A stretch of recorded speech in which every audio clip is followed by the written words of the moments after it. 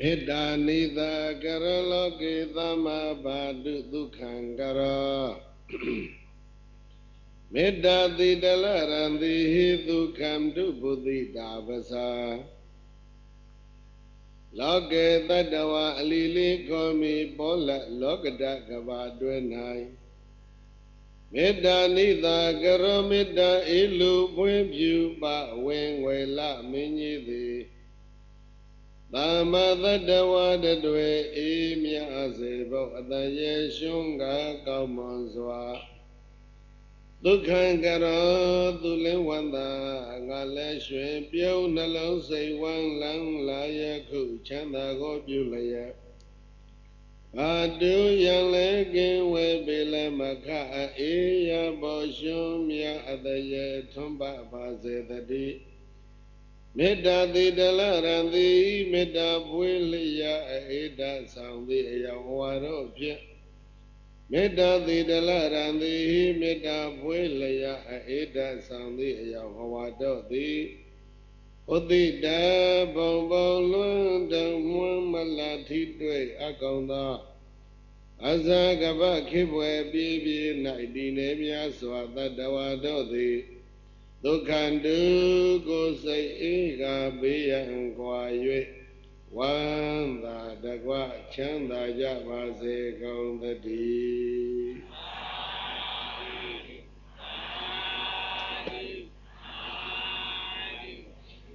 အလုံးသောတရားချစ်ခင်သူတော်စင်ပေါင်းတို့30ပုံအရာ10ပြည့်၌အနန္တစัจ java လာ၌ရှိကြကုန်သောအနန္တသတ္တဝါတွေဘေးရန်ခတ်သိမ်းကင်းငြိမ်းကြစေဖို့ဆင်းရဲခတ်သိမ်းကင်းငြိမ်းကြစေဖို့နှလုံးစိတ်ဝမ်းအေးချမ်းကြစေဖို့မေတ္တာဓာတ်တွေပို့လို့ကြရအောင်ကိုယ်စိတ်နှပြဘေးရန်ကွာချမ်းသာကြပါစေ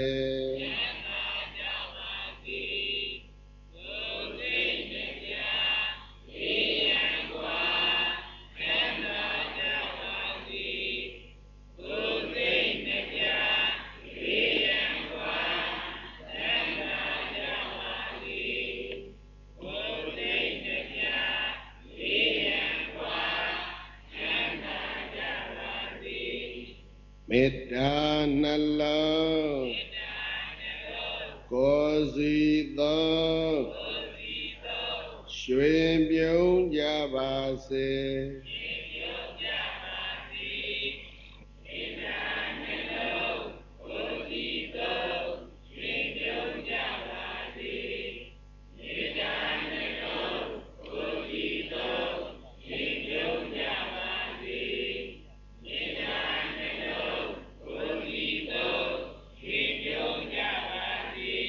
မေတ္တာယံသူ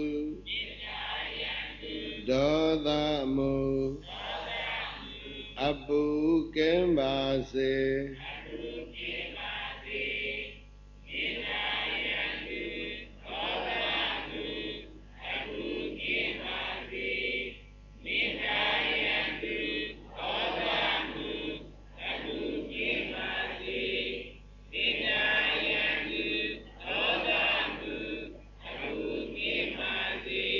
မေတ္တာယေစံ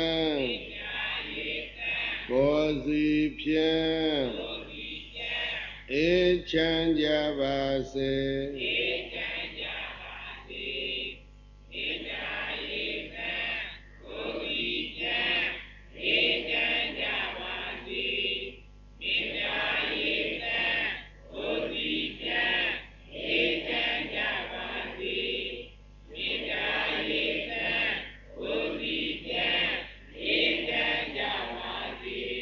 ခန္တီဣယံဒေါသမံ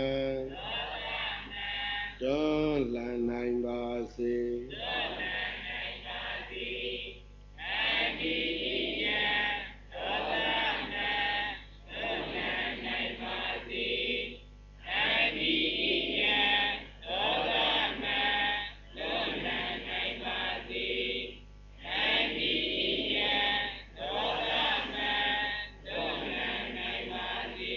ခ န္တိနှလုံးအစေသောရွှေပြုံးကြပါစေ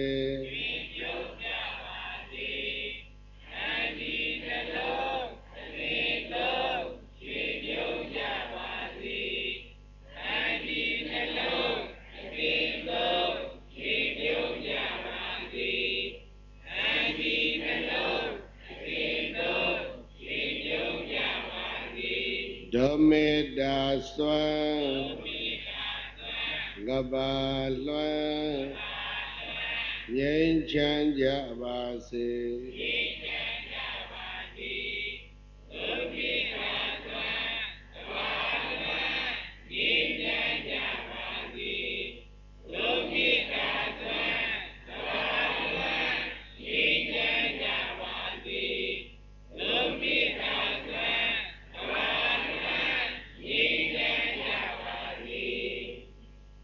မေတ္တာမေစုသကောလောကေသူဘုံလောဟောတုသဗ္ဗတာမေတ္တာပုဗ္ဗသုကံဒေနသုခံတုဝါတိတာပဇာလောကေတတ္တဝအလီလီခောမိဘောလလောကတကဘာတွင်၌မေတ္တာမေစုသကောမေတ္တာတိဟုသောမေစုသကနာပံပေကြည်သည်သဗ္ဗတာနိနိညညခသိမ့်သောကာလတိုင်းမှာ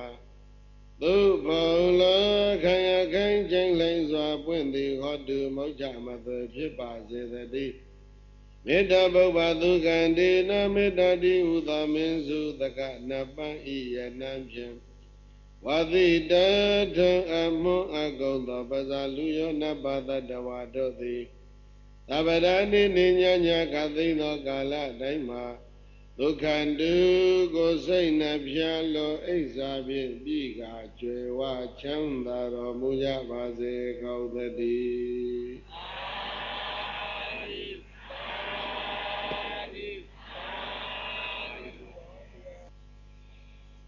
ဒီတော့အလုံးသောသူတော်ကောင်းတို့အတွက်ຫນွေဦးဆိုတဲ့ဒီတပေါင်း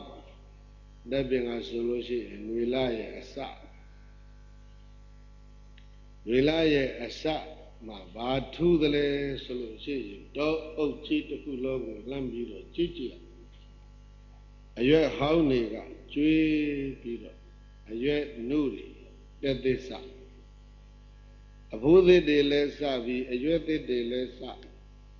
အသီးနုအသီးကင်းတွေလည်းစကြတယ်အပွင့်နေအဘူးတွေနဲ့လည်းပဲဝေဝေစာစာရှိမယ်သစ်ပင်တို့ရဲ့ဂိုင်းပြားခက်ဖြားတွေကြည့်လိုက်မယ်ဆိုရင်ကိုပြောတဲ့အတိုင်းရွက်နုတွေရောအသီးနုတွေရောအပွင့်တွေရောအဘူးတွေရောတကယ်ပြည့်စုံတာကတော့တကူပါပဲထမ်းဖို့တွေတွဲကြတဲ့လားကိုထမ်းဖို့တွဲအဲ့ဒါတွေကိုထရေခံပြီးတော့ထညက်ပေါင်းတဲ့လားကြတော့ထမ်းပေါင်းဟုတ်လားအဲ့ဒါထိုင်းဒီခံပြီးတော့တညက်ပေါင်းတာတွေပြီးသွားတော့ထမ်းသည်ခူးစားတဲ့လာကြတော့ထမ်းခူးဒီလိုတော့ပမာကအဲ့ဒါကိုထမ်းခူးဆိုတာကိုမကြိုက်လို့တခြားအသေးပဲဘာသာပြန်တဲ့ပညာရှိလည်းပဲရှိမှာပါပဲ။ဘုရားပါဠိစလုံးတစ်လုံးရှိတယ်ဝဋ္ဌိစ္ဆာနုပုပ္ပိကာတတ္တာပฏิပတ်တိဒီတရားတို့ရဲ့မြန်မာတရားပါဠိတရားဘာတရားပဲဖြစ်ပေါ့လေဒီစကလုံးတို့ရဲ့ဖြစ်ပုံဟာပြောလို့သူရဲ့ပြောလို့တဲ့ဆန္ဒအတိုင်းဖြစ်တာတဲ့အပြောကောင်းရင်ဒါဖြစ်တာအတာကူးတယ်ဆိုပြီးတော့ဆိုတဲ့အဆိုအမိန်လည်းပဲရှိမှာပေါ့အတာကူးတယ်ဆိုတဲ့အဆိုအမိန်တဲ့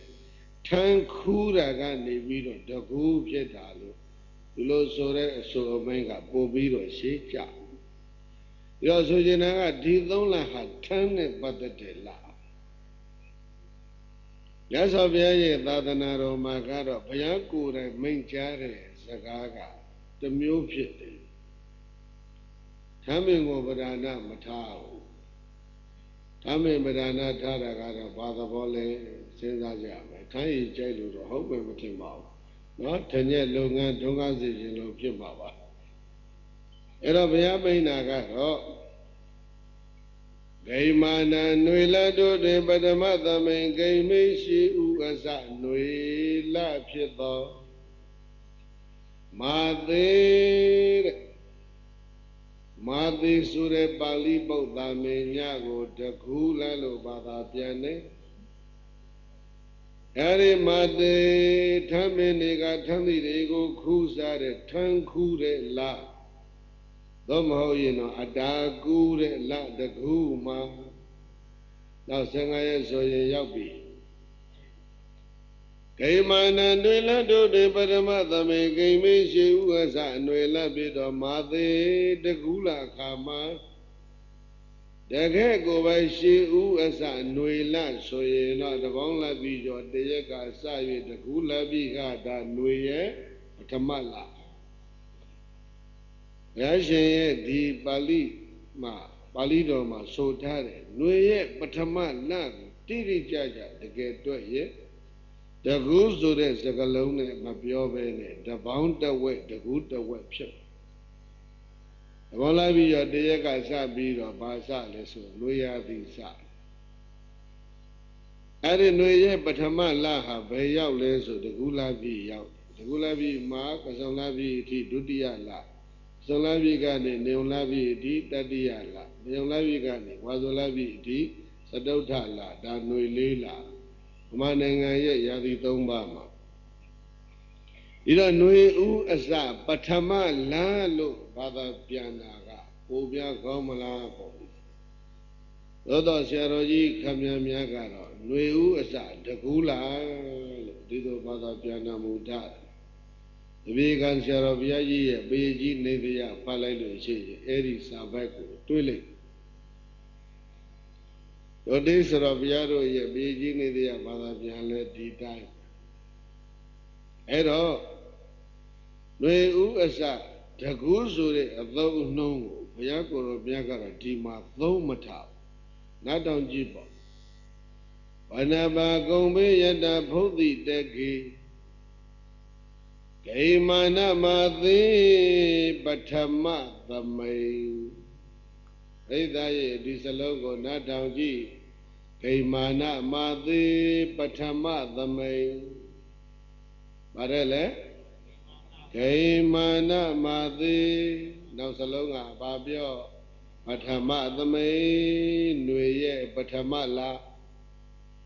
ນွေရဲ့ပထမလဆိုရင်တပေါင်းလိုက်ပြီးတော့တရက်မှတကူလာပြီဒါတော့ဘုန်းကြီးကပို့ကြိုက်သို့သောဆရာဘုရားကြီးတွေရေးထားတဲ့နှိမ့်တဲ့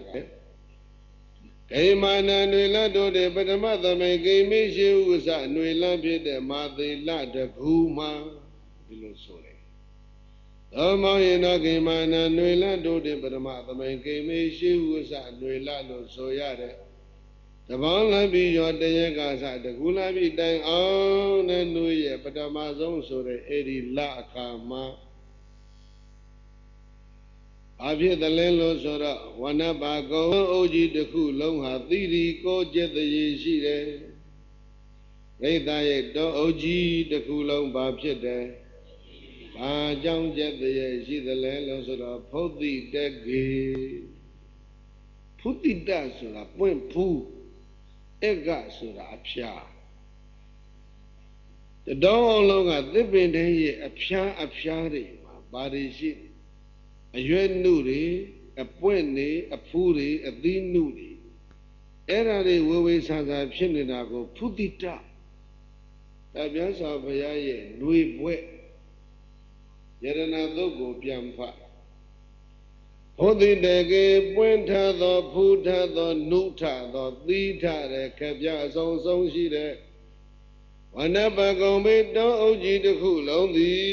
သီရိကောယတကျက်တရေရှိလို့တင်တယ်နေလေပြီးတကဲ့သို့တောအုပ်ကြီးတစ်ခုလုံးပြိဿရဲ့ဘာဖြစ်တယ်ကျက်တရေရှိတယ်တင့်တယ်ဘာကြောင့်လဲအခိုင်းပြားတွေခက်ပြားတွေမှာအပွင့်နေစုံတယ်ဖူးတွေစုံတယ်သီးတွေစုံတယ်ရွက်တွေနှုတယ်အဲ့ဒါကြောင့်ဖုတ်တိတကေပွင့်ထဖူးထနုထသီးထတဲ့ခပြအဆုံးဆုံးရှိတဲ့ဝနပကုံဘေတောအုပ်ကြီးတစ်ခုလုံးသည်သီရိက ကောယတာကျက်သည်ရှိလို့တင်တဲ့နေလေပြီးသကဲ့သို့ဗုဒ္ဓသာသနာတော်ဘက်ကိုပြန်ကြည့်မျိုးတွေဆိုင်ပြီးတော့နေတဲ့တောအုပ်ကြီးတစ်ခုလုံးရဲ့ဂိုင်းပြားတွေမှာခက်ပြားတွေမှာပွင့်နေတဝဲဝဲဘူးတွေတဝဲဝဲရွယ်နုတွေတဝဲဝဲအသီးနုတွေတဝဲဝဲနဲ့ကျက်သည်ရဲ့ရှိသလိုပဲငါဗျာရှင်ကိုရမြတီထောင်းနဲ့ဒီသာသနာတော်ကိုပြန်ကြည့်လိုက်မယ်ဆိုရင်တောအုပ်နဲ့သိပ်တူတယ်ပြိဿရဲ့ဘုရားသာသနာဘာနဲ့တူတောအုပ်ကြီးရဲ့အပြားတွေမှာကျက်သည်ရဲ့ရှိသလိုပဲဓာတုပမတို့တောအုပ်နဲ့တူတဲ့ပုံပမာရှိတော်ဘုရားရှင်ရဲ့သာသနာတော်ကပြိဿရဲ့ဘာနဲ့တူတယ်ဓာတုပမတို့တောအုပ်နဲ့တူတဲ့ဥပမာရှိသောဓမ္မဝါရံသုံးပုံပိဋကတရားမြတ်ကိုပါရမဟိတယမြတ်စွာကျိုးစီပွားဆိုတဲ့နိဗ္ဗာန်ကိုရည်ညွှန်း၍သာလျင်အထေသယီကရုဏာရှိရှုဟောကြားတော်မူခဲ့ပါပေသတည်း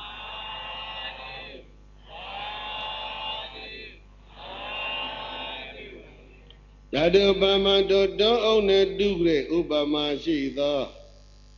ဓမ္မဝရံသီလသမာဓိပညာဆိုတဲ့သိက္ခာ3ရတရားမြတ်ကိုဣဒ္ဓရဲ့နောက်တစ်မျိုးလာတာပြန်မှတ်တာသီလသမာဓိပညာဆိုတဲ့သိက္ခာ3ရတရားမြတ်ကိုဘဂဝါဘုရားရှင်ကိုရောမြတ်ကအထေသယီကရုဏာရှိရှုဟောကြားတော်မူခဲ့ပါပေသတည်း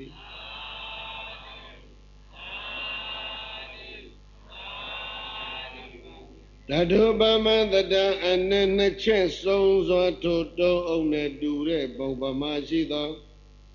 ဓမ္မဝရံပရိယတိပฏิပတ်တိပฏิဝေဒလို့ဆိုရတဲ့သုံးပုံပိဋကတရားမြတ်ကိုပါရမဟိတယမြတ်စွာကျိုးစီပွားဆိုတဲ့နိဗ္ဗာန်ကိုရည်ညွှန်း၍သာလျင်အထေသယီကရုဏာရှိရှုဟောကြားတော်မူခဲ့ပါပေသတည်း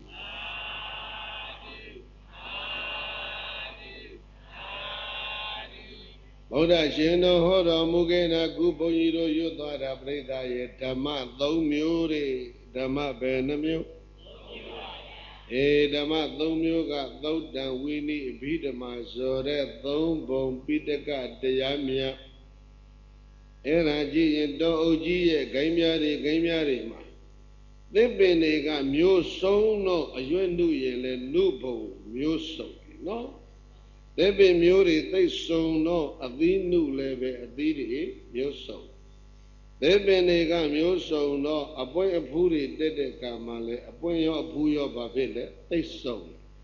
သုတ်တံမှာကြည်လိုက်ပရိသတ်ကြီးသုတ်တံမျိုးစုံတယ်ဝိနည်းမှာကြည်လိုက်လဲစုံတယ်အဘိဓမ္မာမှာကြည်လိုက်လဲစုံတယ်သောဝိနည်းအဘိဓမ္မာပိဋက3ပုံနဲ့ပြောဗုဒ္ဓရှင်တော်ရဲ့ဓမ္မဟာဟိုတောအုပ်ကြီးရဲ့ຫນွေဥအစပထမလဂိုင်းပြားတွေမှာကျက်တရေရှိသလိုတဲ့ပိဋက3ပုံကသိကျက်တရေရှိတာ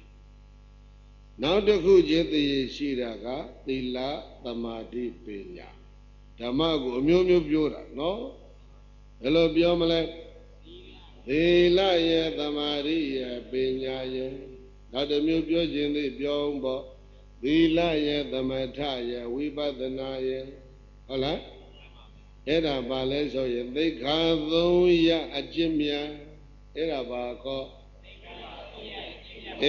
သီလသမာဓိပညာဆိုတဲ့သီလသမထဝိပဿနာဆိုတဲ့သိက္ခာ3ရတရားများကိုအတေသယိဟောတော်မူပြီးတဲ့သီလဘယ်နှမျိုးဟောအလုံးသိပါ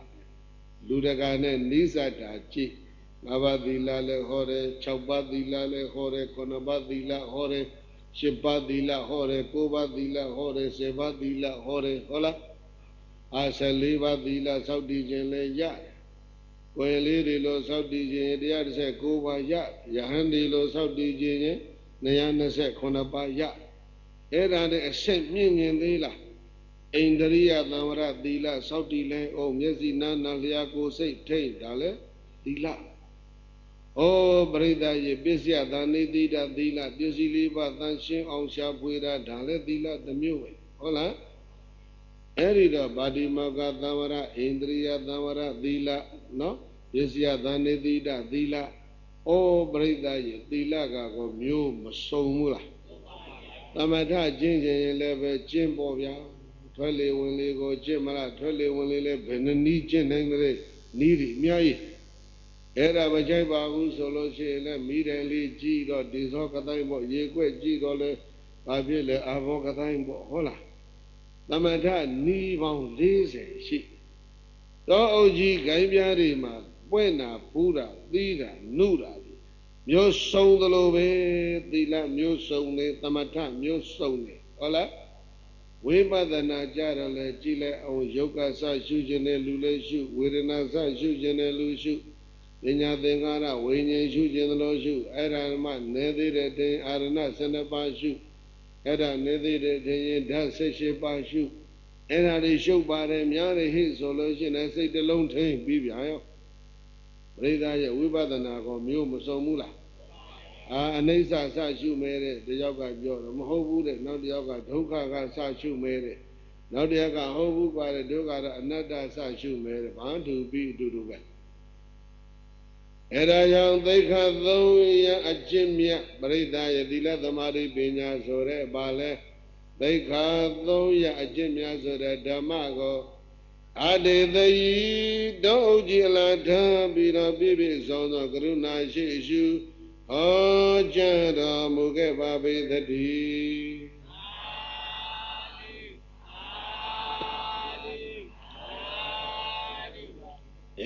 နောက်တကကြည့်အောင်မယ်ဆိုလို့ရှိရင်ပရိယတ္တိဓမ္မပฏิပတ်တိဓမ္မပฏิဝေဒဓမ္မဟောဟာရတွေပြောင်းလိုက်တာဘိဓါယေခုဘယ်နှမျိုးပြောပြန်လဲပရိယတ္တိတဲ့လမ်းနှင်းပေါ့နော်သင်ကြားမယ်ဘာလို့မဲအဲ့ဒီသင်ကြားတဲ့ကမ္မသဒ္ဒါကိုသင်မဲ့သုတ်တံကိုသင်မဲ့ဝိနည်းကိုသင်မဲ့ပြီးဓမ္မကိုသင်မဲ့လူမှုရေးကျမ်းတွေကိုလူမှုရေးသုတ်တံကိုဦးစားပေး၍သင်မဲ့သို့မဟုတ်လို့ရှိရင်တော့ကျင့်စဉ်သုတ်တံနဲ့ဦးစားပေး၍သင်မဲ့သို့မဟုတ်လို့ရှိရင်တော့ယုံနာကြောင်းဟောတဲ့သုတ်တံကိုဦးစားပေး၍သင်မဲ့သိစရာမျိုးတွေမစုံပဲဘူးလားကျင့်စရာမျိုးစုံတယ်သင်စရာမျိုးလည်းစုံတယ်သိစရာလည်းပဲမျိုးစုံတယ်အဲ့ဒါကြောင့်သီလရဲ့သမာဓိရဲ့ပညာရဲ့သိက္ခာ3ရပ်နဲ့တွေ့ရင်လည်းမျိုးစုံတဲ့သာသနာသုတ်တံဝိနည်းဘိဓမ္မာနဲ့ကြည်ပြန်တော့လည်းပဲမျိုးစုံအောင်တည်ထောင်ထားတဲ့သာသနာနောက်တစ်မျိုးပရိယတ္တိပฏิပတ်တိပฏิဝေဒနဲ့ကြည်လိုက်ပြန်တော့လည်းပဲပရိသတ်ရဲ့တောအုပ်ကြီးမှာကျက်သေးရှိသလိုမျိုးစုံတဲ့သာသနာအဲ့ဒါကြောင့်ဂိမာနຫນွေလတို့တွင်ပထမသမိုင်းဂိမေရှိဥစຫນွေလဖြစ်သောမာသေတပေါင်းလည်းပြီးရောတရေမှတကူလာပြီးတဲ့အောင်ຫນွေရဲ့ပထမဆုံးဆိုတဲ့ဟောဒီလအခါမှာຫນွေလအခါမှာ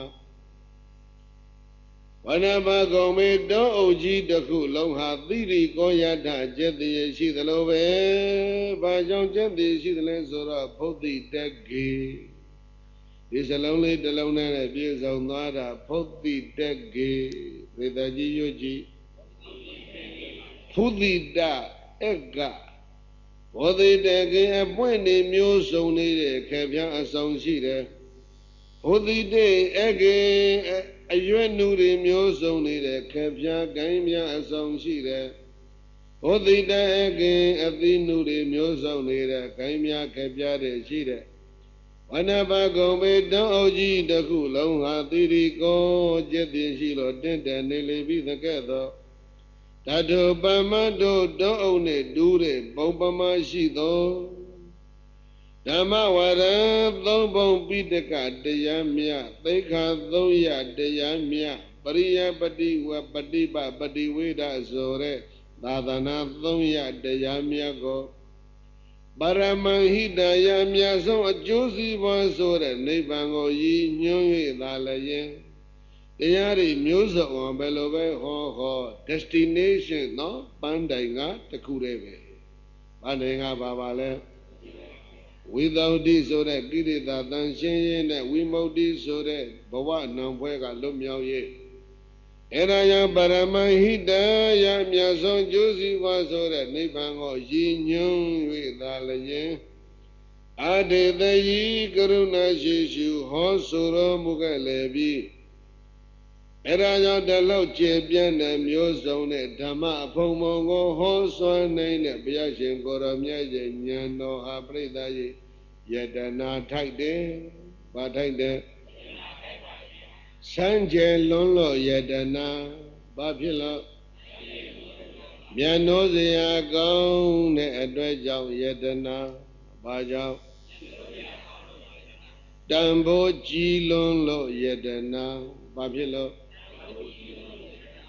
ဘဝသင်္ချေနန္ဒလွန်ပင်လွန်တော်လေးပဲတခါတရံသာတွေ့ရကြုံရဆုံးရတာမျိုးမို့လို့ယတနာဘဝသင်္ချေနန္ဒလွန်တော်လဲဘာဖြစ်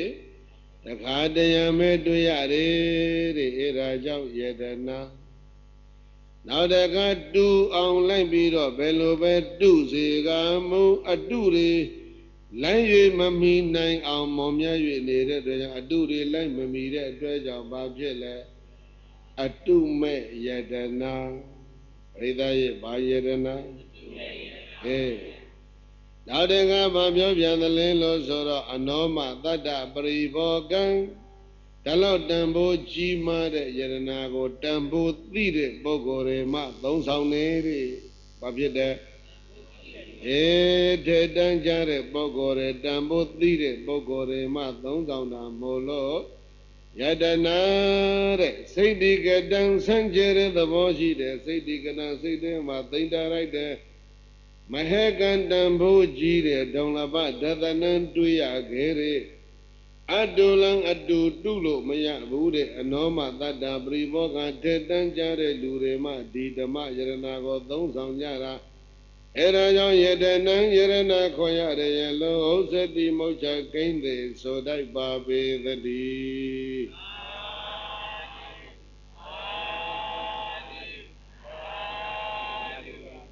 တောအုပ်ကြီးရဲ့ဂိုင်းများတွေမှာအပွင့်တွေအဖူးတွေအရွက်နှုတွေနဲ့ကျက်တရေရှိຫນွေဥပထမလ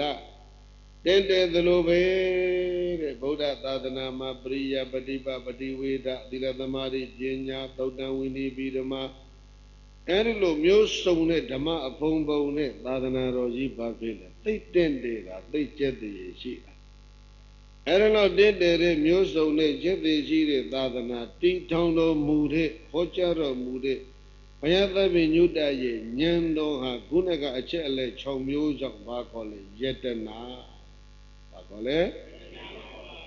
ဒီခုနကတင်ပြတတ်ခဲ့တဲ့အချက်အလက်6မျိုးဆိုတဲ့ဂုဏ်တတ္တိတွေကြောင့်ဘာလို့ခေါ်လဲယတနာအဲ့ဒါကြောင့်ဗုဒ္ဓရှင်တော်၌ဣဒံမိယတနာ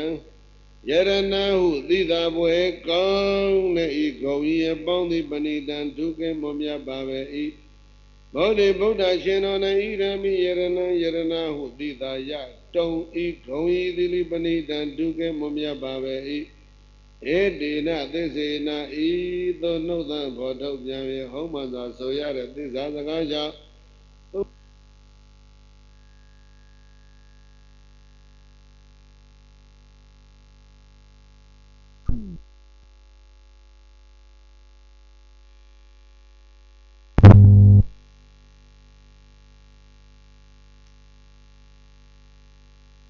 ဟောတုတတ္တဝါတွေချမ်းသာကြပါစေတည်း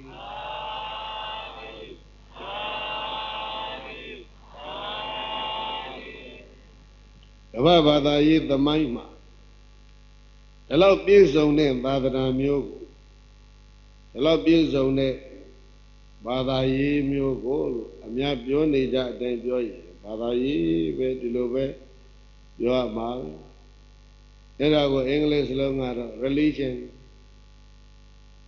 အဲ့ဒါ religion တက religion တွေမှာဒီလောက်ကိုစနစ်တကျပေါ်တယ်တိဆောက်ထားခဲ့တဲ့ religion မျိုးဘသူတည်ထောင်သွားတယ်လဲဆိုသိတ္တဂေါရမဗုဒ္ဓ အဲ့ဒါကြောင့်အိန္ဒိယနိုင်ငံတော်ကြီးရဲ့ပထမဆုံးသမတဒေါက်တာရှရီရာဒါခရစ်ရှနန်သူကပြောတယ်အရှိကဘာမှာ2 ယောက်မရှိတဲ့ပုဂ္ဂိုလ်ပဲ There's a second to none in the east ဆိုပြီးတော့သူကဒီလိုပြောကိုအိန္ဒိယဘုရားဘာသာကွန်ဖရင့်ဖေဖော်ဝါရီလ18နဲ့18 19 3ရက်ဘုရားတော့ပြောခဲ့တယ်သမတရာဒါခရစ်ရှနန်ကအရှိကဘာမှာ2 ယောက်မရှိတဲ့ပုဂ္ဂိုလ်ဆိုတဲ့စကားကသူသိသလောက်သူပြောတာအရှိတိုင်းကမွေးတာမို့လို့အဲ့တော့အနောက်ကဘာမှာများဒီလိုပုဂ္ဂိုလ်မျိုးရှိနေအောင်မလားလို့မေးခဲ့မယ်ဆိုရင်ရာဒါခရစ်ရှနန်ကဘယ်လိုဖြေမလဲမသိဘူးဘုန်းကြီးအနေနဲ့အိန္ဒိယကလားတွေကိုနည်းနည်းတွတ်ပစ်ခဲ့တယ်အဲ့ဒါငါပြောချင်တယ်ကတော့ second to none in the whole world တကဘာလုံးမှာ2 ယောက်မရှိဘူးလို့ဒီလိုပြောမှာပါလက်ကုပ်တန်တော့တော်ညံသွားတာပေါ့ဗျဒီကလူတွေကတော့ဆရာတော်ဘာပြောပါလို့မလို့ငေးနာထောင်စာအတွင်အန်တို့ဆိုတဲ့ဇာရေးဆရာကပြောတယ် The light of Asia သူကဒီလိုပြောအာရှတိုက်ရဲ့အလင်းရောင်ဒီစလုံးကလည်းဘုရားဂုံကိုအပြည့်စုံချီးမွမ်းရမရောက်ဘူးအာရှရဲ့အလင်းရောင်လို့ပြောပါတကယ်ပြောရမှာက The light of the whole world တကဘာလုံးရဲ့အလင်းရောင်ဒီလိုပြောရမှာဆိုတော့အဲ့ဒါပဲဘုန်းကြီးတို့ပြိဿရေနော်တဘောင်းလာပြီးနေလပေါ်တဲ့နေ့မှာမွေးတဲ့ပုဂ္ဂိုလ်ကြီးဟာဒီလိုပြောတာဒီလိုပြောတာဟုတ်လားအဲ့ဒါကြွားနေတာတော့မဟုတ်ဘူးတကယ်ကိုပြောခဲ့တယ်ဒီကနေ့ဘောဓိသဘင်အခမ်းအနားမှာဘင်္ဂလားဒေ့ရှ်နဲ့အိန္ဒိယကပြီးတော့လာအိုကတမ္မကြီးလည်းပဲအခမ်းအနားထဲမှာတွေ့တယ်အဲ့ဒါသူတို့ကဘုန်းကြီးလည်းတွေ့လိုက်ဟာ very good speaker ဆိုပြီးတော့လည်းညှို့တို့ပြောကြတယ်သိစကားပြောကောင်းတဲ့ဘုန်းကြီးပဲတဲ့အဲ့လိုပြောဟေးငါအပြောတယ်ကောင်းတယ်မဟုတ်ဘူးအလုံးလည်းကောင်းတယ်လို့ပြောတယ်တချို့အပြောပဲရှိတာကိုလုံးမလုံးပဲအဲ့ဒါတွေ့တာနဲ့ဝိုင်းနှုတ်ဆက်တဲ့ good speaker တဲ့လို့ပြောကြတယ်ဒီနှလုံးထဲနေပဲဘုန်းကြီးကဒါ challenge နော်ပြည့်စုံသွားတယ်အာရှရဲ့အလင်းရောင်တွေမဟုတ်ဘူးသိတ္တဂေါတမဗုဒ္ဓသည်ဘာဖြစ်လဲတကဘာလုံးရဲ့အလင်းရောင်အာရှမှာသာလေ2 ယောက်မရှိတဲ့ပုဂ္ဂိုလ်မဟုတ်ဘူးတကဘာလုံးမှာကို2 ယောက်မရှိဘူး not only the east but also in the west နော်အရှိရောအနောက်ရော2 ယောက်မရှိတဲ့ပုဂ္ဂိုလ်ပဲဘုန်းကြီးတို့ဒါပြောဒီတော့မှ we have a mastermind in the Gautama Buddha ဒါ Radha Krishna ပြောဂေါတမဗုဒ္ဓကိုချုပ်တို့စိတ်ထဲမှာသိအလေးအမြတ်ထားပါတယ်ဆိုပြီးတော့အိန္ဒိယသမထရာဒါခရစ်ရှနန်ပြောတယ်ပြီးတော့မှကလပီမှာပြောတယ်ဟောပြောပဲဆိုတော့ကလာကောင်းဆောင်တွေအကြောင်းကိုရှေ့ကထုတ်ရတာ First Prime Minister of India Jawaharlal Pandit Nehru also said ဣန္ဒိယပြည်ရဲ့ပထမဆုံးဝန်ကြီးချုပ်နေရူကလည်းပြောသေးတယ်ကွာဘာပြောလဲSiddhartha Gautama, the Buddha, is the greatest son of the India. India biji jimya de dayerana. So that daro, Bama Mabiolo, Niru, Nalonare, not tui be the winchi, say Kune. The Wanjijo Nalonarema. Miasa, Payay, Aboma, Mia Buddha, Boma. Do Balamia Mia Nuri. ဆိုတဲ့ဥစ္စာအဲ့ဒုချုံပြောင်များတဲ့ပုဂ္ဂိုလ်တွေကိုတန်းပြည်ကပေါ်ပေါက်လာပြီးဆိုလို့ရှိရင်အဲ့ဒီတန်းသူပြည်သားတွေကဘာဖြစ်လဲသိဂုံယူကြနော်သိဂုံယူတယ်ဒါတို့တန်းပြည်သားဆိုတာကိုသိပြောတာအဲ့ဒါကြောင့်သိဋ္ဌနဂေါရမဗုဒ္ဓကိုနေရုကဘာပြောတာလဲ greatest son of India အိန္ဒိယနိုင်ငံတော်ကြီးရဲ့သားယတနာကြီးမြတ်တဲ့သားယတနာအဲ့တော့ဘုန်းကြီးကရှေ့ကစကားနှလုံးနဲ့ဘာပြောသွားလဲတကဘာလုံးရဲ့အလင်းရောင်တကဘာလုံးမှာ2 ယောက်မရှိတဲ့ပုဂ္ဂိုလ် အဲ့ဒီပုဂ္ဂိုလ်ဟာအိန္ဒိယရဲ့သားရတနာဆိုပြီးတော့နေရုရဲ့စကလုံးလေးနဲ့ဘုန်းကြီးနောက်ကနေအုပ်ထားဟောပြောပွဲဘုန်းကြီးရဲ့ speech ရဲ့အဆုံးနာကြတယ်အားလုံးသောအိန္ဒိယရှိကြတဲ့ဒီကနေ့လူသားတွေနေရုစိတ်ဓာတ်မျိုးမိမိတို့ရဲ့ရင်ထဲမှာပွေးမြူနိုင်ကြပါစေလို့ဘုန်းကြီးကအဲ့ဒါလေးနဲ့မသိမသာဆူတောင်းထားပြခဲ့တယ်တိတိတသာကြီးပါမသိမသာမဟုတ်ပါဘူးဆူတောင်းထားပြခဲ့တယ်ဒေရဒဂေါရမဗုဒ္ဓကအိန္ဒိယရဲ့သာယရဏတယောက်နေရုကမျက်နှိုးသလိုမင်းတို့လည်းတမျက်တနှိုးရှိကြပါစေဒါပြောပြခဲ့အဲ့ဒီရှိကပြောသွားတာတွေကတော့နှစ်ခုပြန်ပြောအောင်မယ်နော်ဒေရဒဂေါရမ the Buddha was born in Nepal ဘာမှလို့နားလည်လားဘုရားဘယ်မှာမွေး but he was dead in India ဘုရားပြိဋိဘံဆန်တော့ India ဒါတပိုင်းပြီးသွားတယ် his teaching သူရဲ့ဆောင်းမသို့မဟုတ်ရင် Buddhism ဘုရားဝါဒသို့မဟုတ်လို့ရှိရင်ဓမ္မပေါ့ဗုဒ္ဓသည်နီပေါမှာမွေးပြီးအိန္ဒိယမှာသေတယ်ဗုဒ္ဓရဲ့ဆောင်းမဆိုတဲ့ပိဋက3ပုံဓမ္မသည်အသိက300ဆိုတဲ့ဓမ္မသည်သာသနာ300ဆိုတဲ့ဓမ္မသည်ဘယ်မှာမွေးတယ်လဲပြိဿကြီးမိဂရာဟောကစမွေးတာမဟုတ်လား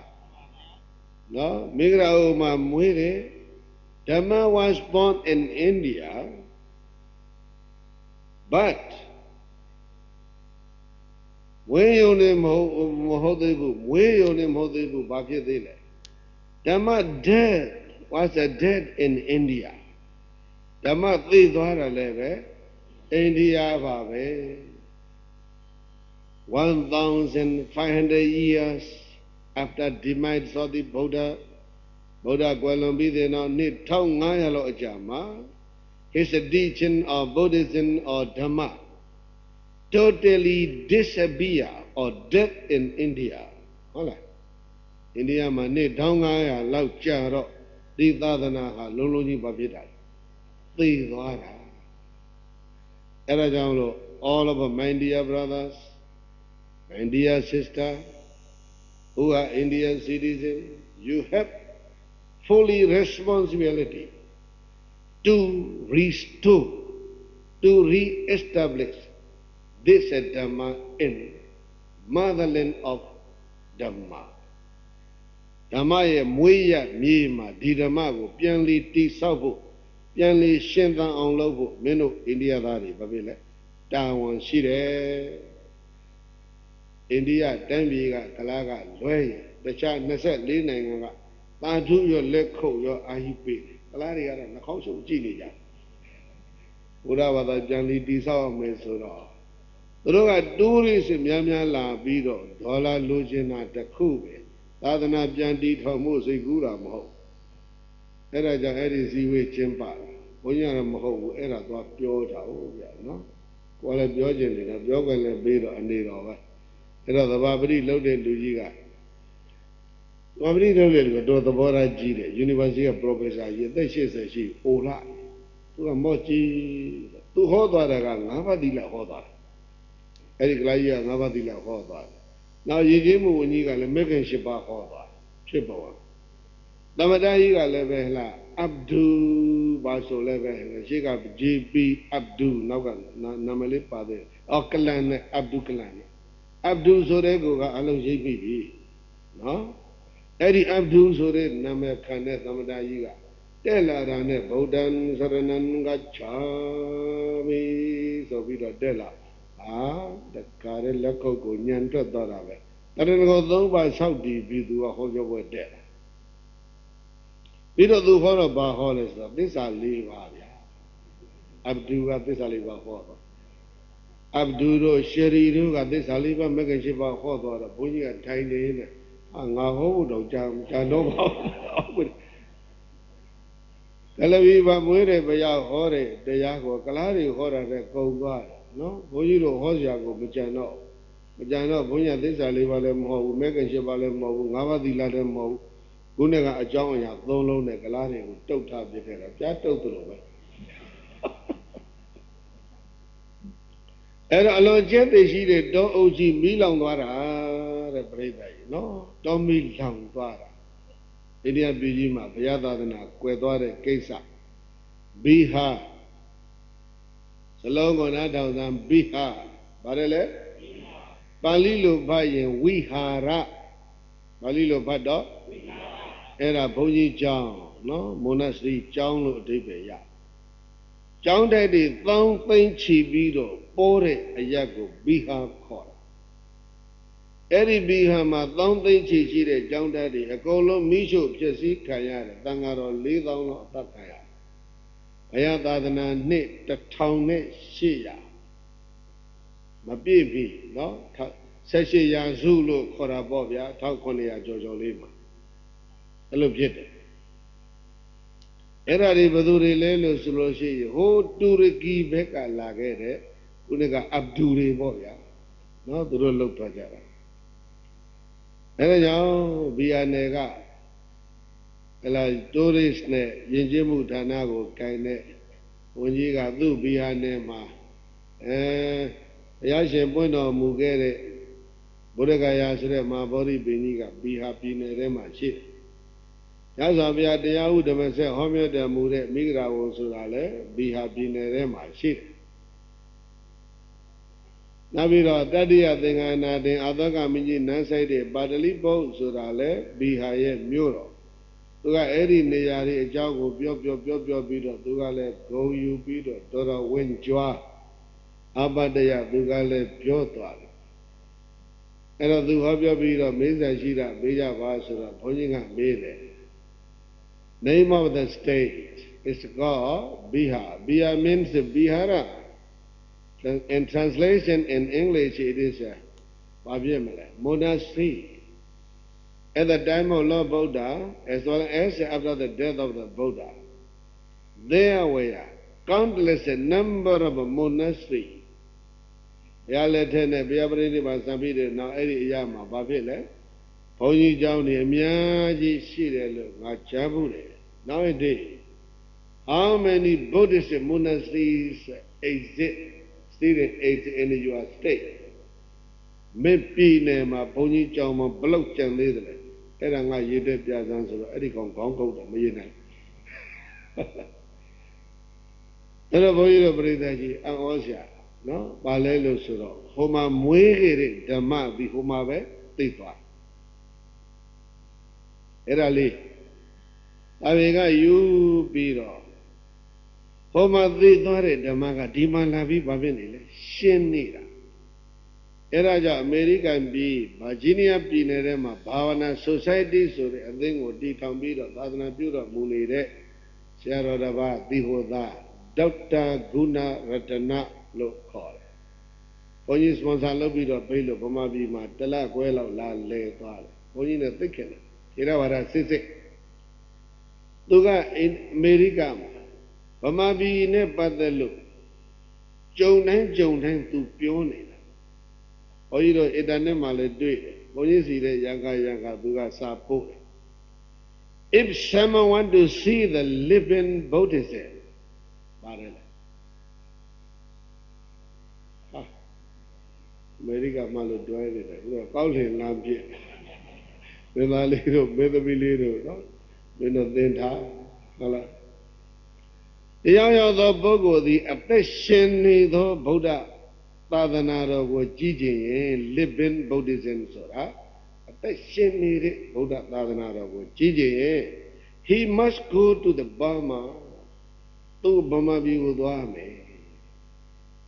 ဒေါက်တာဂုဏရတနာပြောအသက်ရှင်နေသောဗုဒ္ဓသာသနာတော်ကိုကြည်ကျင်ရင်ဘယ်သွားခုလိုတရားပွဲကြီးတွေဘုန်းကြီးဟောနေတဲ့ပွဲတွေကိုသူက9ပွဲလောက်လိုက်ပြီးတော့ကိုယ်တိုင်ကြည့်ဘူးတယ်အာပတ္တယအဲ့ဒါသူပြောတာအဲ့တော့ဟိုမှာဘာဖြစ်နေပြီလဲမွေးတဲ့ဓမ္မမွေးတဲ့အရာမှာဓမ္မကသိနေပြီဒီမှာဘာဖြစ်လဲအသက်ရှင်နေတယ်တဲ့အဲ့ဒီနှစ်ခုနဲ့ပဲဒီညတရားပွဲကသိမ့်ဖို့ကောင်းပြီဒီနှလုံးနဲ့သိမ့်ဖို့ကောင်းပြီနော်တို့များရဲ့ဘဝဘာဖြစ်လဲအရာတော်လေးစားဟုတ်လားအဲ့တော့ဘုန်းကြီးကတပေါင်းလာဖြစ်ဆိုတဲ့ဘုန်းကြီးတို့ရဲ့မွေးနေ့မှာမေတ္တာပို့သစ္စာဆို၍မေတ္တာပို့ မြတ်ဗုဒ္ဓတည်ထောင်တဲ့ဒီသာသနာဟာຫນွေဥလာရဲ့တောအုပ်ကြီးနဲ့တူတယ်ပြောဘာနဲ့တူတယ်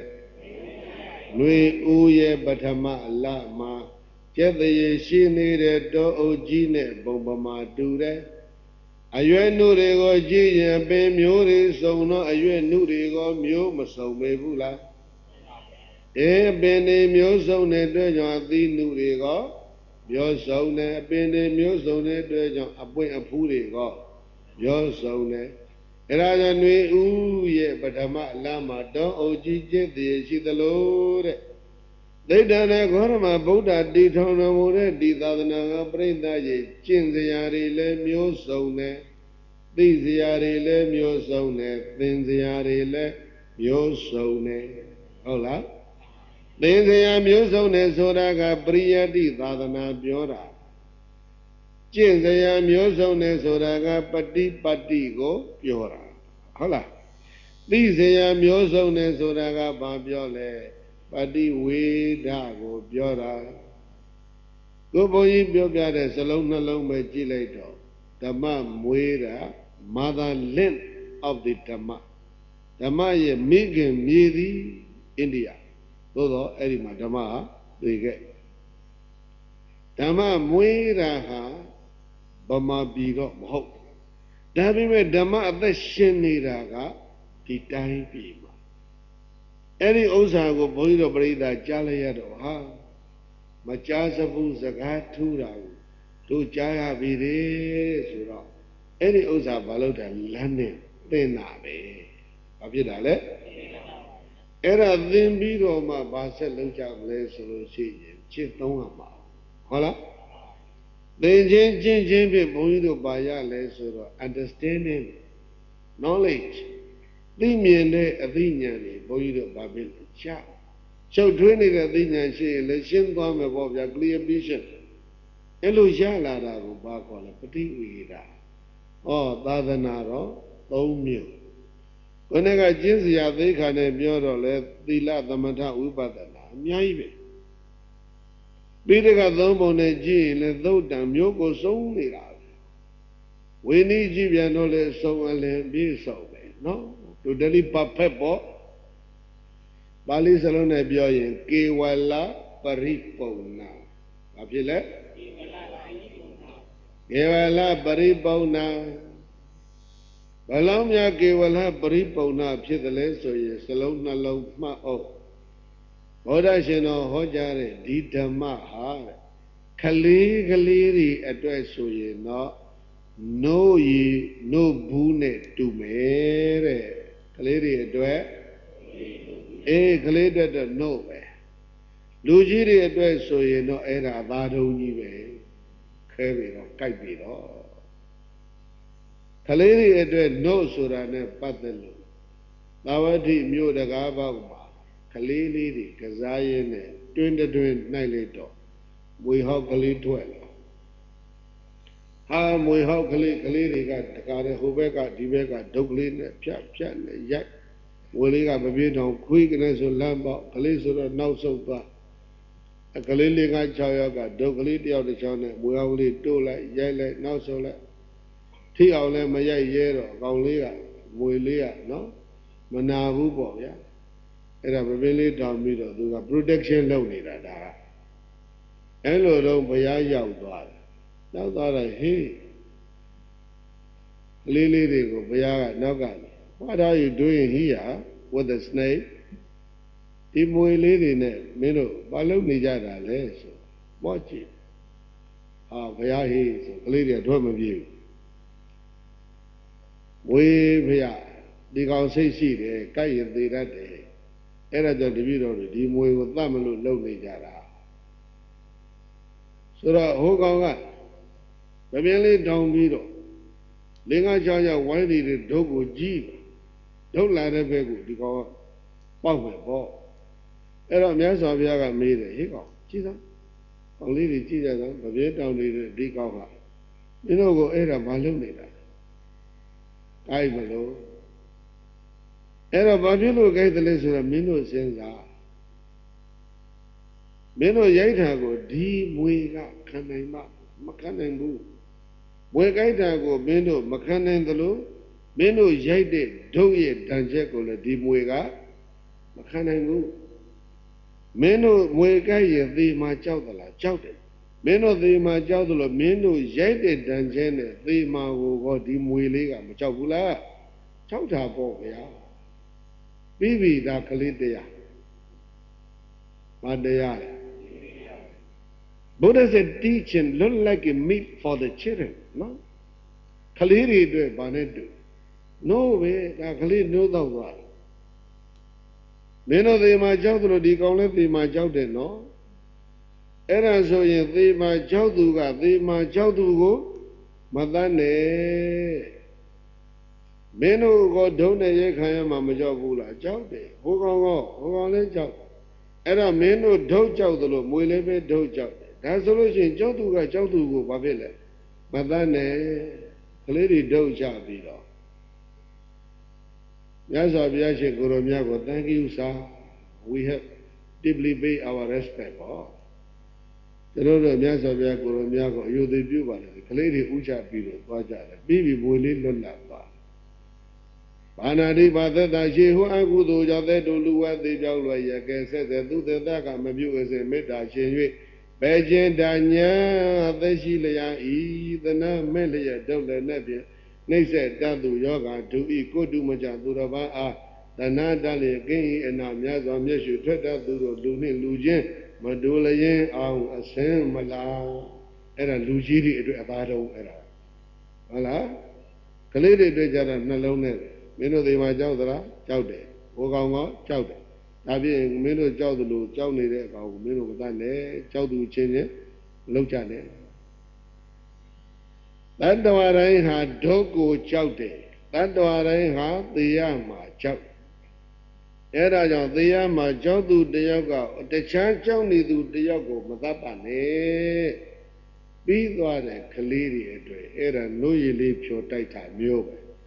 လူကြီးတွေအတွက်ကြတော့အမဲဒါအကုသိုလ်กว่าဒုစရိုက်กว่าဒေါသกว่าစေရနာနဲ့တွဲဖြစ်တာအဲ့ဒီစေရနာကကံဖြစ်တယ်กว่าဒီစေရနာကအကုသိုလ်ကံဖြစ်လာအောင်ဒေါသနဲ့တွဲလို့ဒေါသနဲ့သံပယုတ်ဖြစ်လို့ဘာဟာလူကြီးတွေတွေ့ကြတယ်အဲ့ဒါဘာတော်ကြီးမနေစားယူရတယ်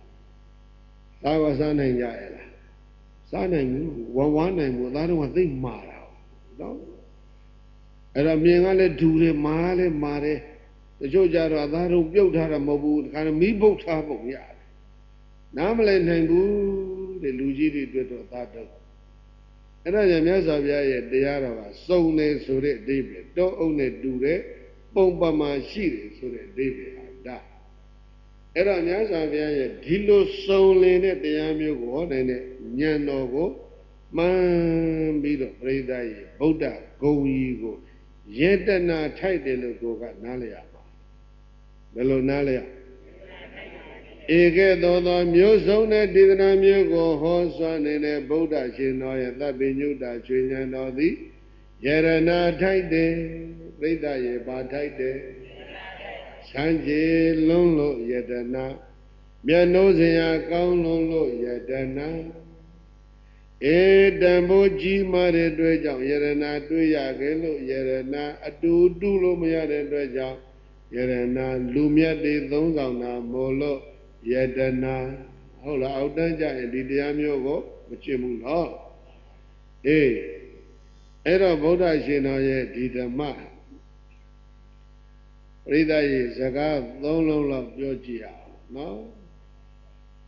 တလုံးကဘာလဲလို့ဆိုလို့ရှိရင်character သို့မဟုတ်ရင် morality ပေါ့ morality ကလူသိများသီလတရားနောက်ဟိုတစ်ဘက်ကပြောမယ်ဆိုလို့ရှိရင် philosophy အတွေးခေါ်တရား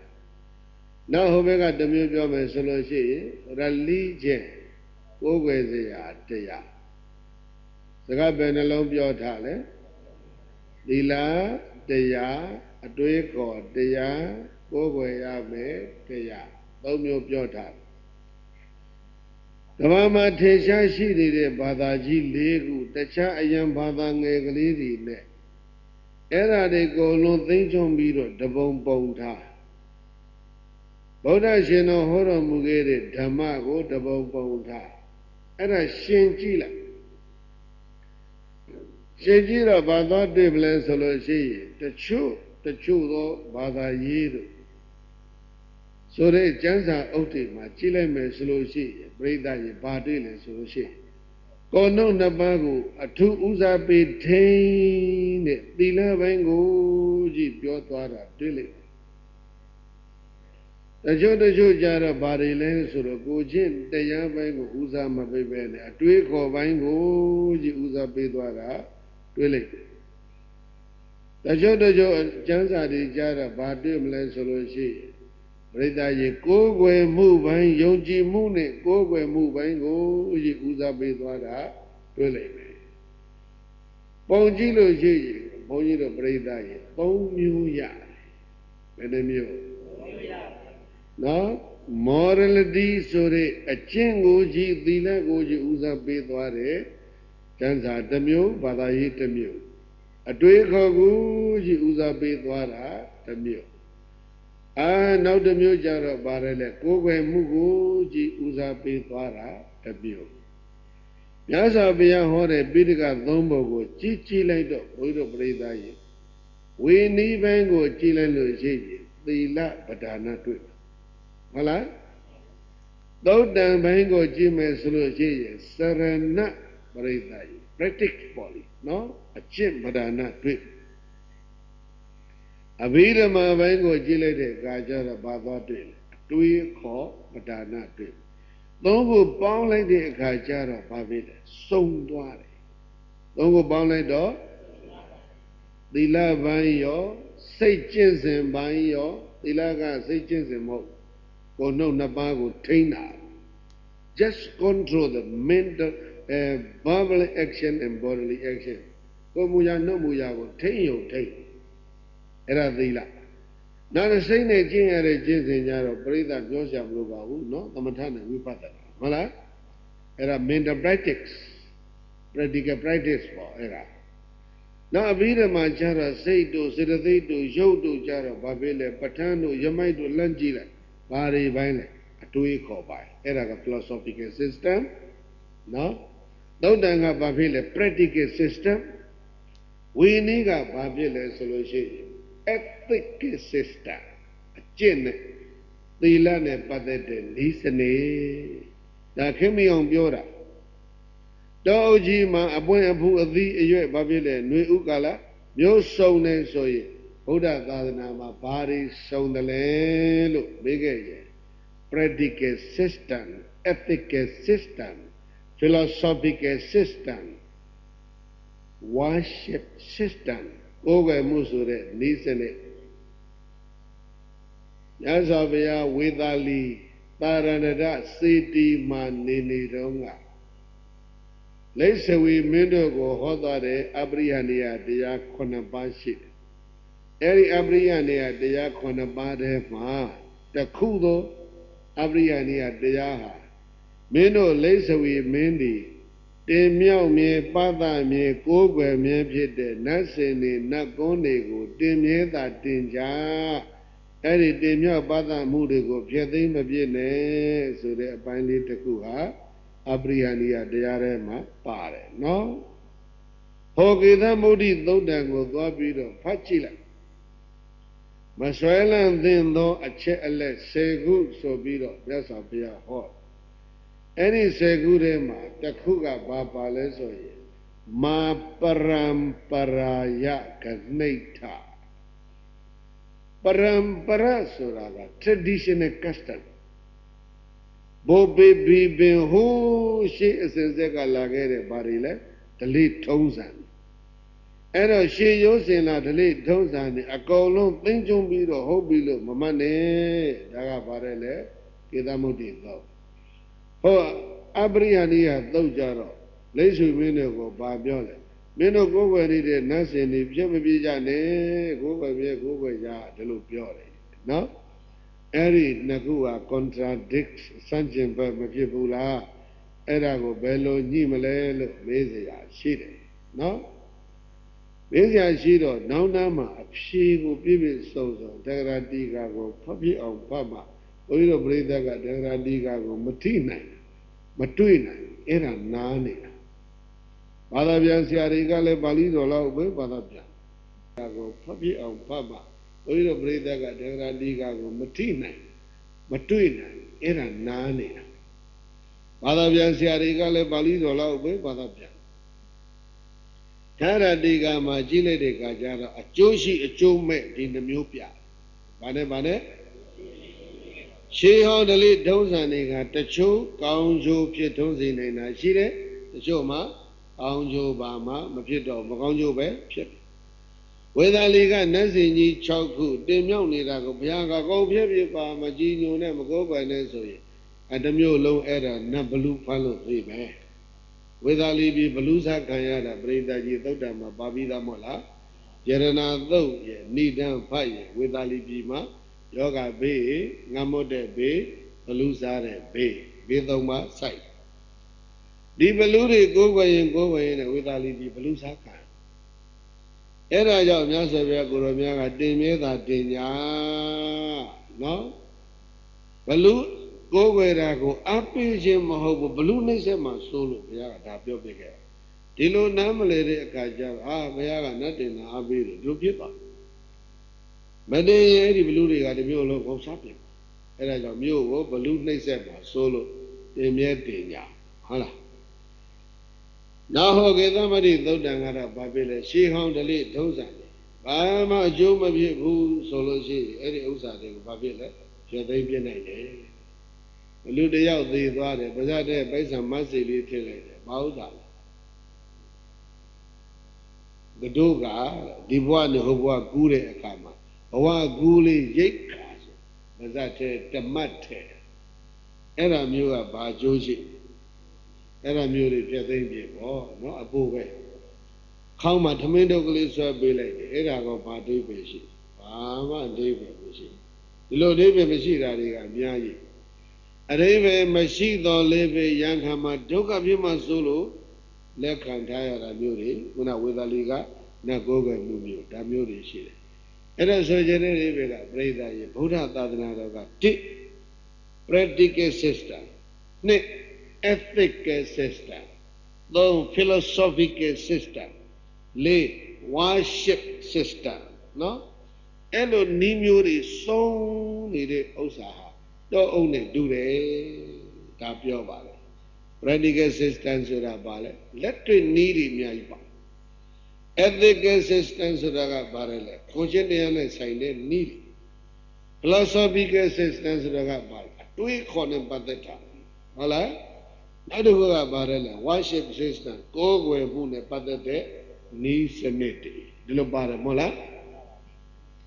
ဘောကွယ်မှုနဲ့ပတ်သက်တဲ့နီးစနစ်ကိုတကယ်အနှစ်အသားကြနားလည်ခြင်းရင်အတ္တဒီပဘိခဝေဝိဟရထအတ္တသရဏဒီစလုံးမဲ့ပြိဿရဲ့မှတ်တော့အတ္တဒီပဘိခဝေဝိဟရထအတ္တသရဏစလုံးနှလုံးဖြစ်ပါတယ်အတ္တဒီပအတ္တသရဏဣဒာကြီးဘာပါတယ်လဲအတ္တဒီပါအတ္တသရဏအတ္တမိမိဒီပတ်ဆိုတဲ့ပုဒ်ဒီ translate နှမျိုးလုပ်လို့ရဗမာနိုင်ငံဆရာတော်အများစုဘာသာပြန်တော်မူကြတာကဒီပတ်ဆိုတာကျွန်းပါပင်လေပြည်ကြီးထဲမှာဟာသင်္ဘောပြက်လို့ဘောင်ပြက်လို့လေမှောက်လို့ဘာဖြစ်မျောသွားတဲ့လူတယောက်ကကျွန်းလေးတစ်ကျွန်းတွေ့ရဘာဖြစ်လဲအဲ့ဒါအသက်သခင်ကျေးဇူးရှင်မယ်ကျွန်းလေးပြီးခေါ်ပြီးတော့သူအသက်ရှင်ဘဝဟာပင်လယ်နဲ့တူတယ်ဘဝသည်အဲ့ဒီဘဝပင်လယ်ကြီးမှာမိမိသည်ပင်လယ်မိမိအတွက်ကျွန်းကလေးပါပဲနားလည်ပြီပေါ့ကိုတကယ်အားကိုးဟုတ်လားနောက်ဒီပတ်ဆိုတဲ့ပုဂ္ဂိုလ်ဟဲ့လားစီမီလို့ဘာသာပြန်ဘယ်လိုဘာသာပြန်မလဲစီမီလို့ဘာသာပြန်လဲရင်ကိုဘဝလမ်းကြောင်းကိုစီမီတိုင်းကိုကင်ရှောင်းကိုဘဝလမ်းကြောင်းလင်းစေဖို့ကိုမိကိုထောင်းဟုတ်လားအဲ့ဒါအတ္တဒီပ အဲ့ဒီအိဗယ်ကိုပို့ပြီးတော့ပြီးပြင်းစွာနားလည်ကြည်နောက်တစ်လုံးဆက်ဖနောက်တစ်လုံးကအတ္တသရဏဘာပါလဲကိုဘဝမှာကိုသည်ပင်လေကိုအတွင်အာကိုရာပြည့်တဲ့ကျွန်းကိုဘဝမှာအမှောင်နဲ့ဇန်းပြီးတော့လမ်းသွားနေတဲ့ကိုယ်တိုင်ကိုမိတိုင်ကိုကံ၍ရှောက်ကိုဘဝကိုယ်တိုင်မိထွန်း၍ရှောက်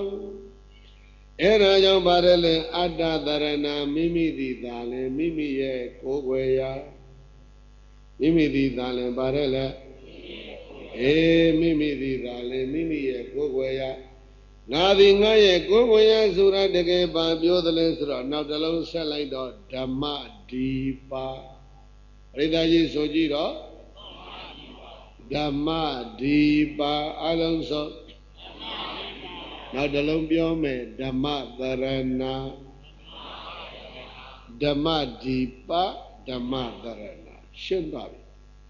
ကိုအာကိုမိတိုင်ကိုထွန်းနော်ကိုကျွန်းကလေးလို့တခါတည်းမိခိုကြဆိုတာလက်ဆံသတ်တော့ဘာပြောလဲဓမ္မဒီပပြောဒီပကျွန်းဆိုတာဓမ္မပဲတဲ့ပါလဲကိုရဲ့အာကိုစီကိုကျွန်းကလေးဆိုတာပါလဲကိုကျင့်တဲ့ကိုတရားဟုတ်လားကိုအာကိုဆိုတာဘာလဲကိုကျင့်တဲ့ကိုတရားကိုအာကိုကြဒါပြောတာနောက်စလုံးဒီအောင်ဆက်မဖိုင်းအဲ့ဒါဒုက္ခအဲ့ဒီဓမ္မဒီပါဓမ္မသရဏအထိကိုမရောက်ခဲ့ဘူးဆိုလို့ရှိရင်လေအတ္တသရဏဆိုလိုက်ဟာဗုဒ္ဓကအတ္တဝါဒကြီးပဲဒီလိုတော့အဆုံးထွက်သွားတဲ့လူတွေအများကြီးရှိအတ္တဒီပါအတ္တသရဏဟာဗုဒ္ဓကအတ္တကိုယ်ွယ်ရမယ်ဆိုပါလားဗုဒ္ဓကအနတ္တသမမဟုတ်ဘူးအတ္တသမအဲ့ဒီလိုဖောက်ပြန်သွားတဲ့လူတချို့ရှိတယ်ဗျာစာကိုအကောက်မှားတာနော်သူကဓမ္မဒီပါဆိုတဲ့အထိစက်မဖတ်တာအဲ့တော့ကိုအာကိုမိကိုကျုံးလေးလို့သဘောထားကို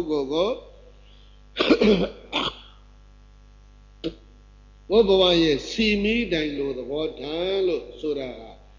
ဓမ္မဒီပါဓမ္မသရဏကိုပဒါနပြုရမှာပါတဲ့ဟုတ်လားကိုကျင့်တဲ့ကိုတရားဟာကိုဘဝရဲ့ဒီပပဲကိုဘဝရဲ့တရဏပဲကိုဘဝရဲ့မိတိုင်ကိုဘဝရဲ့ကျွန်းကိုဘဝအတွက်အာကိုးစရာကိုးဝယ်စရာဒါအဲ့ဒါဗုဒ္ဓဘာသာစစ်စစ်နော်အဲ့တော့ worship system ကိုးဝယ်မှုနဲ့ပတ်သက်လာရင်ဒါအနှစ်ပဲပြိတ္တာဟုတ်လားအဲ့ဒါအနှစ်သာရ philosophical system ဆိုလို့ရှိရင်အဝိဇ္ဇတနာကံတို့မြတ်တစွာပေါင်းဆက်ပြီးတော့ဘဝတိဆောက်ပုံကိုနားလည်အောင်လေ့လာအဲ့ဒါ philosophical system ပဲဒါတွေးခေါ်ပိုင်းပဲဘာမှမတွေးတော့ပဲနဲ့မိမိစိတ်ကိုဒုံးတိကြီးဖြတ်ချပြီးတော့ဘုရားဖန်ဆင်းလို့ဖြစ်တာဆိုတွေးစရာမလိုတော့ philosophy မှမရှိဘူးနော်ဘုရားရှင်တော်က philosophy နဲ့သစ်ပင်တစ်ပင်ပဲပေါက်တယ်မျိုးနဲ့မြေနဲ့ရေနဲ့သုံးခုပေါက်ဒါဟန်ချက်ကြီး balance ဖြစ်အောင်ပေါက်တာအဲ့ဒီမှာမူရင်းအကြောင်းရယ်အထောက်အပံ့အကြောင်းရယ်လို့အကြောင်း2မျိုးရှိတယ်အကြောင်းဘယ်နှမျိုးလဲ original causes နဲ့နော် supporting causes သို့မဟုတ် supporting condition ပေါ့အပင်ပေါက်လာတာကတော့မျိုးမြေရေဒီ3ခုပဲပေါက်လာပြီးတဲ့ပင်ဆက်လက်ရှင်သန်နေတာကြတော့ပြိဿကြီးမျိုးပဒနာမဟုတ်တော့ပေါက်ပြီးတဲ့ပင်ဆက်လက်ရှင်သန်တဲ့အပိုင်းမှာကတော့မြေရရေရအဲ့ဒီနှစ်ခုတည်းနဲ့မပြီးပြန်မှုတဲ့လေနဲ့နေပါလာတယ်ဘာပါလာလေနဲ့နေပါအဲ့ဒါမျိုးပဲလူသားတွေရဲ့ဘဝအဝိဇ္ဇာတဏကံနဲ့စပြီးတော့မှကံစိတ်ဥဒုအာဟာရနဲ့ရှင်သန်ပြီးတော့နေကြတာဟုတ်လားအဲ့ဒါ philosophical system ပဲเนาะအကြောင်းနဲ့အကျိုးနဲ့ဘာဖြစ်လဲစနစ်တကျတွေးသွားအဲ့ဒါကိုနားလည်ပြီးတဲ့အခါကျတော့မှ practical system နဲ့ ethical system လက်တွေ့ကျင့်သုံးခြင်းနဲ့ကိုယ်တို့တစ်ပါးကိုထိန်းတဲ့သီလပါဗုဒ္ဓဝါဒဟာသီလဝါဒလို့ဆိုခဲ့လို့ရှိရင်အဲ့ဒီစကားလုံးဒီအပြည့်စုံမမှန်ဘူးသီလကိုဗုဒ္ဓရှင်တော်သည်ဟ ဟောကြားတော်မူတာမှန်ဤသူတခုတည်းနဲ့သာသနာဟာပြီးတာမဟုတ်ဘုရားသာသနာမသီလတခုတည်းနဲ့မပြီးဘူးပရိသတ်ကြီးဒါဆိုလို့ရှိရင်ဗုဒ္ဓသာသနာကသမာဓိသာသနာလို့ဆိုခဲ့ရင်သမာဓိတခုတည်းနဲ့ကောသာသနာအလုပ်ကပြီးလားမပြီးဘူးအပညာပရဏလို့ပြောရင်လည်းအဲ့ဒီပညာကသီလပေါ်မှာတည်ဆောက်အောင်မှာသမာဓိပေါ်မှာတည်ဆောက်အောင်မှာဒီလိုမဟုတ်လားဒီသုံးခုရဲ့ဟန်ချက်ညီဖို့မလိုဘူးလားတခုခုကိုစွတ်ပြောရင်အဲ့ဒါမှားနော်ဘုရားဝါဒက practical system လို့တခုတည်းပြောရင်လည်းပဲမပြည့်စုံဘူးဟိုဘက်မှာပါရှိလဲ philosophy ဘိုင်းကဝိဓမ္မာ9ချမ်းရှိတယ်ဟုတ်လား ethical system လို့ပြောရင်လည်းပဲဝိနည်း၅ချမ်းအတွက်တော့မှန်ရင်မှန်တော့မယ်ဓမ္မစကြာ၃လောက်ကြည့်ရင်ကိုပဲသစ္စာ၄ပါးက ethic ကြည့်ရုံပရိသတ်ရေသီလလောက်နဲ့မပြီးတာမသိကြဘူးလားသစ္စာ၄ပါးသီလစောင့်တည်ုံနဲ့မရဘူးနော်သမထပွားများယူနဲ့ကောမရဘူးဝိပဿနာရောက်မှရတာအဲဒါကြောင့် ethical system ဆိုတာဒီစိတ်တွေကအမှန်နဲ့ practical system ဆိုတာလည်းပဲမှန်နဲ့ philosophical system ဆိုတာလည်းဒီစိတ်တွေကအမှန်နဲ့ religious system နော် worship system ဆိုရင်လည်းနည်းနည်းပါးပါးဟုတ်တယ်အကုန်လုံးဆုံးသွားတာနော် non aggressive နော်တစ်ဖက်သက်တယူသံလည်းမဟုတ်ဘူး non dogmatic နော်ဘုရားဟောတဲ့လုံးရင်လုံးမလုံးရင် punish ဘုရားအပြစ်ပေးမယ်ဆိုပြီးတော့ဒီလိုအမိန့်သံမျိုးနဲ့ဟောတဲ့တရားမျိုးလည်းမဟုတ်ဘူးနော်လူသားတွေကျင့်နိုင်သလောက်ကျင့်မကျင့်နိုင်တာဘုရားအာမပြောငါးပါးသီလတောင်းနိုင်တဲ့လူ၅ပါးပေါ့ဗျာမတတ်နိုင်တော့လည်းပဲလားနှစ်ပါးခွဲပေါ့ဘာဖြစ်လဲအဲ့ဒါ၈ပါးသီလတောင်းနိုင်တဲ့လူလည်းကျင့်ပေါ့၈ပါးသီလကျင့်တဲ့ညစာဓမင်းစားခြင်းသေးတယ်ဆိုလို့ရှိရင်၈ပါးသီလပုံစံပြောင်းပေါ့ဗျာဟုတ်လားအရက်ကလေးပါတောက်ခြင်းသေးတယ်ဆိုလို့ရှိရင်၈ပါးသီလပုံစံပြောင်းရတာပဲစဉ်းစားကြည့်လေသန္တိပါဒရဲ့အာရိဏဒါနရဲ့ကာမတုမိစ္ဆာစာရရဲ့ကာယကံ၃ပါးဥဒဝါဒပိသုနာဘရုဒ္ဓသမ္မပလာပဝစီကံ၄ပါးဝိရမဏိဘလောက်ရ9ပါးရသူရမေရိယပါသေးလားโอเคပဲအရက်တောက်လို့ရတယ်9ပါးသေးလား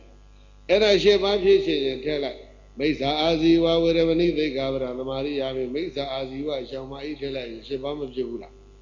မဲတဏ္ဍခါလေးလို့လည်းရတယ်ပန်းပန်လို့လည်းရတယ်ဟုတ်လား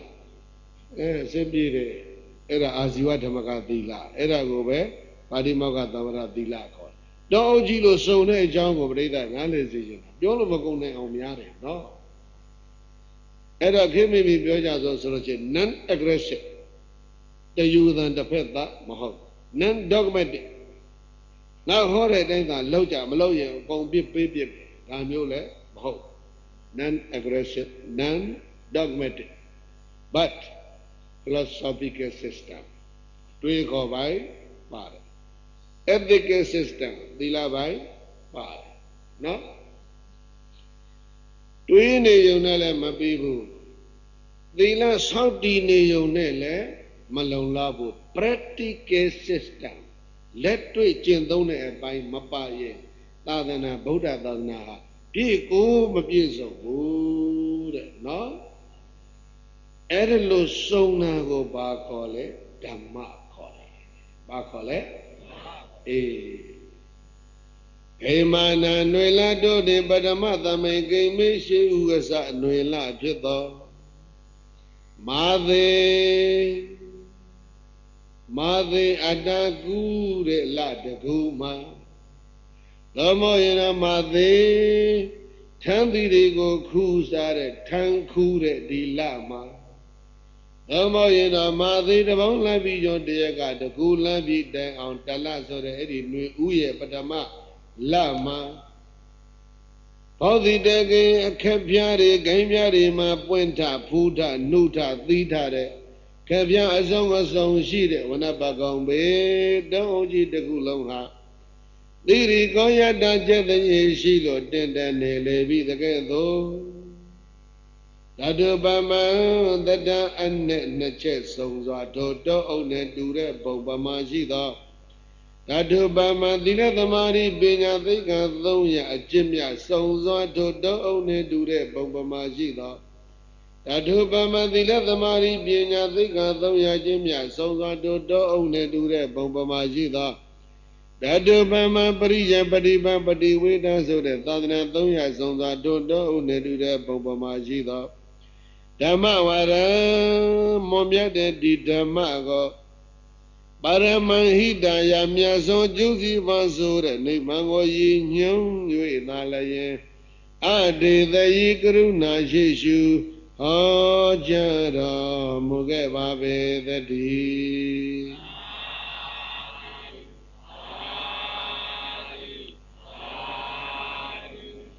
Bodhi Buddha Shindo Nai Idami Yerana Hudita Wekong Ikoyi upon the Banidan Tumia Babe Rida Ye Bagon Lesoro Yetana Gone Yo Bago Ilomio Shone Dama Pomo Hone Zwanshi Nyan Tati No Era Gobalo Goleso Yetana Era Bodhi Buddha Shinona Idami Yerana Hu Theta Wekong Ikona upon the Banidan Tumia Babe Hello Sone Yerana Gonshi Dama Myo Bana Ye Myogo Buddha Shino the Varebe Hore Bana Idame Maji Bevada Yama Damyogo Mohota No Era Bodhi Buddha Shindo and philosophy to put up your Ludi Shiri Play Dodo Aristotle Sadi Do you own this Aliva Yara Mogu Era Eri Lugidi Yahana Mapit Nelondarama Kilida Bibe Lila de Kurene Leve Brida Ye Bawaka Piso de Lum Omni Bawama a time that the cook at Twedo Dila Ha Jojizu Miyaji Shiba Tadana Roye a soul so ye no era marmo Tadana Roye a sa his solution of Brida Ye da Leka Nenza Johnshi No Bawada Kuye a Todeka Dina de Kurene Brida Ye Mayao No Era solution Pina the Kurenego Yamla, the Pina de Theta Jibian or Yamla. Yabu, Hola Era the Kurego soup eat of your Jimmy, Mamma, Buddha Naga, a stone Dadana. No? The Layo, Tamataya, Wipatana, Alo Sone. Era Jabode, Buddha Shenona, Idami Yerana who. Vidaya don't eat go easily, Banidan took a Momia Babe. Dina they say na this as a guy. Do what do you hot do that the water do ye? Chanda Javaze the D.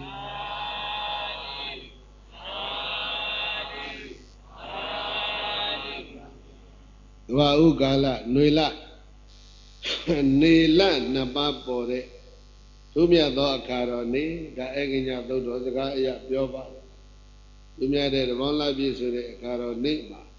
Boda Shinoye always counted Nyanzan. Oh, Dojila along Jetty Gide, Tadanaro, Titana Mugere, Boda Shinoye, Yerena Taita, Boiro. This are so beetle. Kavadu Kavada, Alo, Meta, Pobari. That the water we are Kathay Vazi, that the one was so body. Oyin Diana needed Diana breathe that Miazam Hopa. You know, Zoom, your man and Shija, Luda, Alo, Chenka, Jenka, Mombama,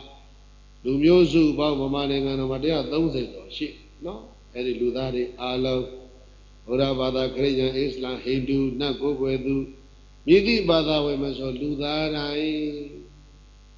Ora Shinoye. The Yerena Tide, go ye go boido, Mankan Jotessa, so beedo. That one logaji the cool alo bear can think in Mazi, say a can think in Mazi, the low say one each Mazi, or say about Chana Jene, is on Mazi, Yerena go ye net. This are show it, Meta, Pobare, Dirigo Sang La Pama. Loga the cool that do loga the cool Chanya Aya Shija Bazi ခိုင်အားလုံးမျှဝေပြီးတော့ပြကြရအောင်ဗျာနော်ဣဒာမေပေါညံဘောဓိညာဏတ္တပိစေယောဟောတုရှင်ဘုရားဘုရားတပည့်တော်တို့ဤဓမ္မဒါနဓမ္မပူဇာဓမ္မသဝနဓမ္မဒေသနာအထူးအဖြင့်ကမ္ဘာဗုဒ္ဓတက္ကသိုလ်သတ္တမဇောတိကာတိန်တော်ကြီးအလှူတော်ဤကောင်းမှုသည်ဘောဓိညာဤအထောက်အပံ့ဖြစ်ပါစေတည်းဤကောင်းမှုကုသိုလ်ဖို့ကိုကြွရောက်လာသောပရိသတ်ကိုအစပြု၍ဘုံ31ဖြစ်ဖြစ်များစွာတတ္တဝအနန္တတို့အားအညီအမျှဝေငှပါကုန်၏တောထောများစွာတတ္တဝတို့သည်ဤကောင်းမှုအဖို့ကိုကြားသိကြ၍အမြတ်ရ၍ဝမ်းသာကြသည်ချမ်းသာကြသည်ဖြစ်ပါစေသောအမြတ်ယူတော်မူကြပါကုန်လောသာဓုသာဓုသာဓုအမြတ်ယူတော်မူကြပါကုန်လောသာဓုသာဓုသာဓုအမြတ်ယူတော်